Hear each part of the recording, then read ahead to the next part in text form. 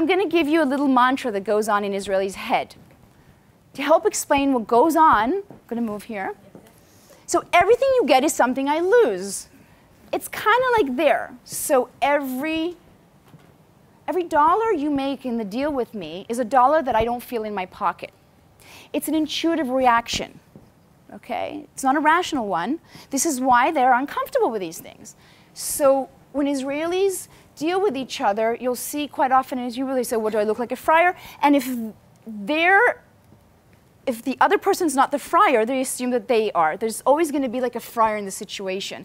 So you'll notice that this occupies Israelis a lot, okay, whether they're aware of it or not. And we'll ask Israelis afterwards here how often they think about these things. So in a lot of cultures, the American culture, you go to the Japanese culture, there's something so nice about how you negotiate a deal because it needs to be a win-win. Everybody feels good about the deal, right? Does that work in Israel?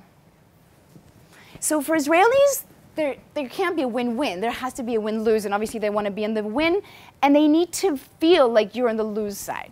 Now, I'm not going to tell you how to negotiate, but it's something to take on if you're trying to make an Israeli feel good about a deal and you see that they're difficult. That could be an option. Now, let me remind you something about our talk today.